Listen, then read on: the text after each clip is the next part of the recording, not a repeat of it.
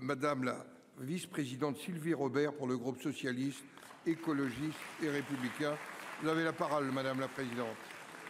Merci, monsieur le président. Madame la ministre de la Culture, BBC à la française, quel beau slogan, malheureusement vide de sens. Avez-vous une seule fois présenté la vision stratégique qui sous-tend cette BBC? Non.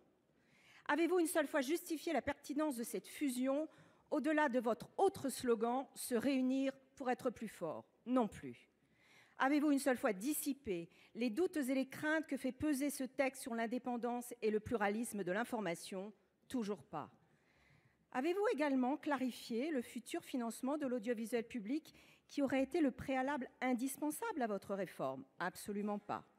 Avez-vous enfin consulté les personnels de l'audiovisuel public? La grève prévue demain par les syndicats du secteur apporte une réponse limpide. Enfin, nous avons découvert à quel point la cacophonie au sein de l'exécutif et de la majorité règne et à quel point vous naviguez à vue. 2 exemples. L'audiovisuel extérieur doit-il être dans le projet de réforme? Oui. En fait, non. Faut-il déplafonner ou contraindre les recettes publicitaires? On ne sait plus. À quelques mois de cette fusion, plus on avance, moins on en sait.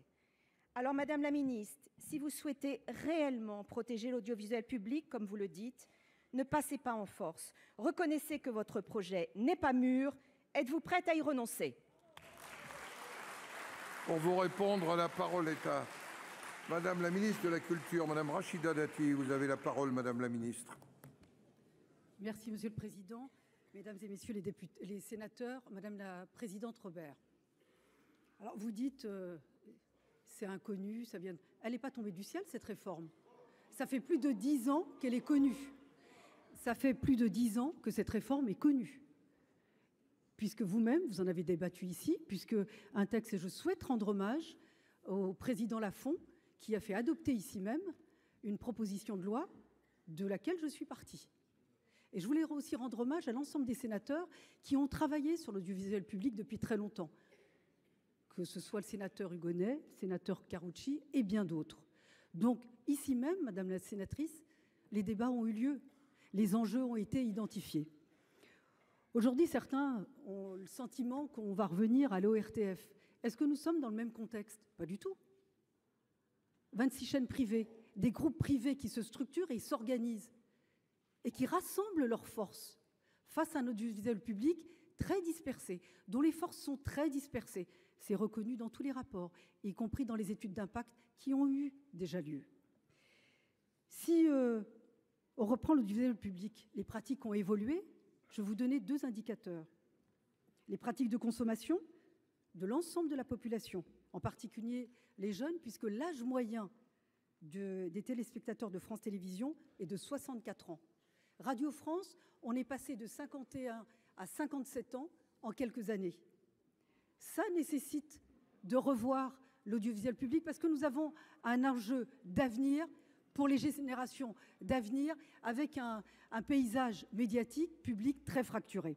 Quant à la création d'une maison commune, évidemment, on ne va pas uniformiser ni les métiers ni les activités.